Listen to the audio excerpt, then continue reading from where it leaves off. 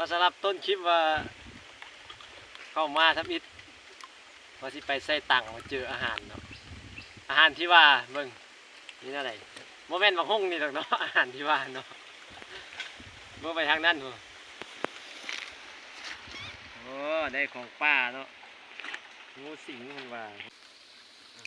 อาหารหลักพื้นบ้านเนาะมื้อนี้เขาก็เด้ไทยผลงานผู้ใดป้อมหุ่งแม่ผลงานผู้ใดพี่โอ้งูสิงพี่น้องผลงานเนาะประมาณเม็ดปลายได้ดีพี่น้องวันนี้เขาสิพาไปใกล้ตังเนาะใกล้ตังสิเป็นอะไรใกล้ตังเอานกเนาะมาสังเกตเบื้องป้าเบื้องดงบ้านเขาเนี่ยนกหลายนะที่ใกล้ตังก็คือนี่เอากาวนี่เนาะกาวติดหนูนี่ใกล้ใช่ไหมเห็นแบบนี้เนาะมาก็สิพันใช่ไหมเนี่ยมือพยายามให้กาวติดมือก็คือเขาเอาไม้จุ่มน้ำก่อนเนาะมือเขาก็จุ่มน้ำก่อนนี่แมงวันมาแล้วนี่สังเกตดูทำมาเบิ่งเอานี่เป็นติดมา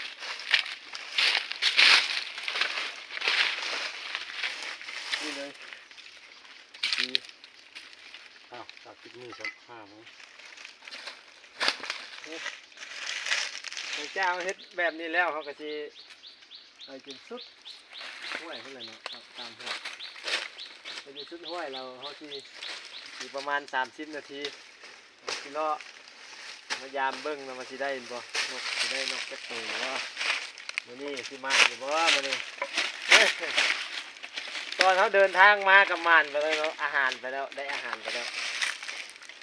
เดี๋ยวท้ายคลิปให้เบิ้งอาหารมันเป็นอย่างเนาะอาหารปลาเอาเลยติดตาม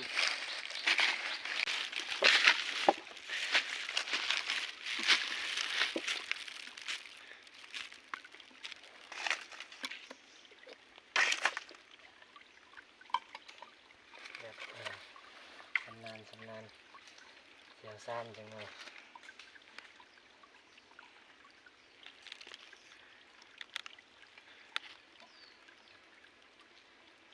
ทมมันได้เทิงกันแต่มาทมมันจะลงอยู่เทิงกัน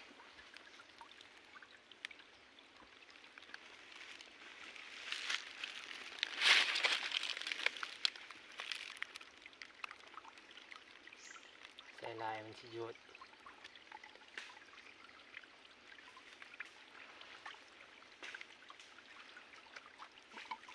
ดีจังเลยชิเบิดแล้ว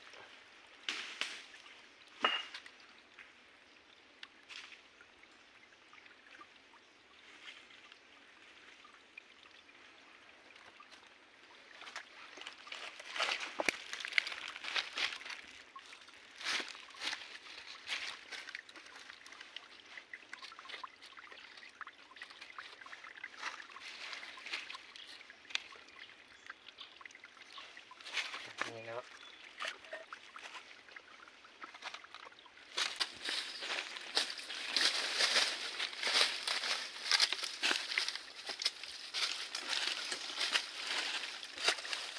พุ่มไปหมดเลยพุ่มอะไร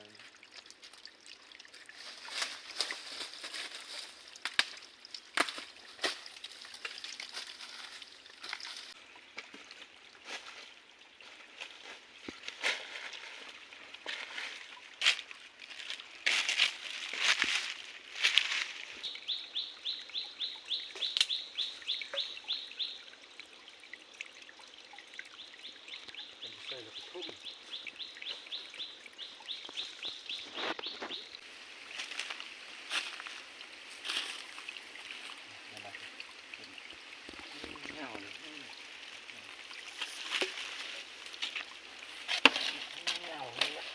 ตั้งได้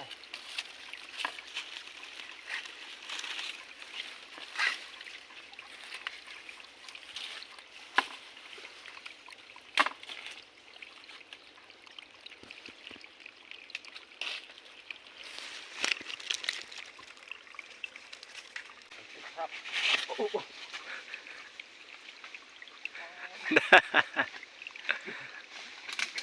ตั้งตัวเองได้เลย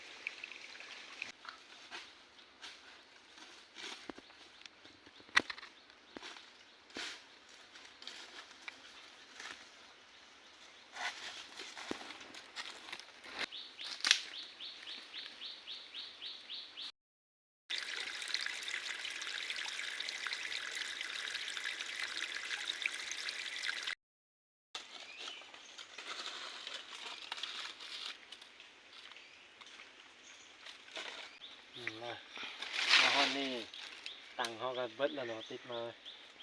ในระยะหนึ่งละถ้าล่างตั้งเบิดแล้วเขาก็สิไปนั่งพักผ่อนอยู่ร่มเพื่อนแหละจุดพักผ่อนกินข้าวกินน้ำนิดนึงประมาณ30 นาทีหรือว่า1 ชั่วโมงนึงเขาก็ขึ้นมายามเบิ่งแล้วมารอทารุ่นนำกันว่าสิมา หุ่งเนาะเข้ากับใบมังหุ่ง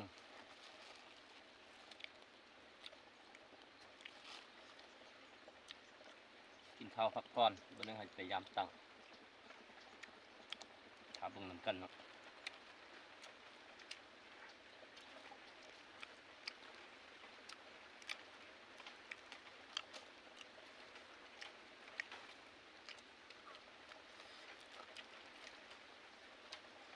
นี่เห็นครับ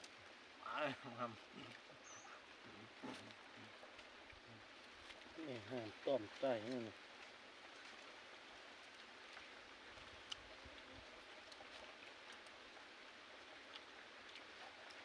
กินอยู่ปลาอยู่ดงมันแซ่บ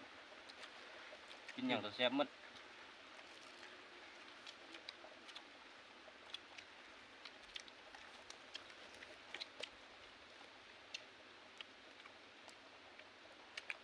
แซ่บแท้ของกินมาปานห้านอาหาร เข้าให้แม่งู เอาเมื่อไหม ข้าวขันเกลือไว้เนาะ นะครั้งหนึ่ง ข้าว ไก่ตั้งหมดเลยเดี๋ยวได้โตเลยพี่จับจับเลยจับเนี่ยบีบเลยหนึ่งไปแล้วเนาะนี่นก5 ตัวมันไปไหนเนาะโอ้ยได้งูก้อนดิไปได้กลับแล้ววันนี้กลับมาไล่งูมันได้งูก่อน โอ้ย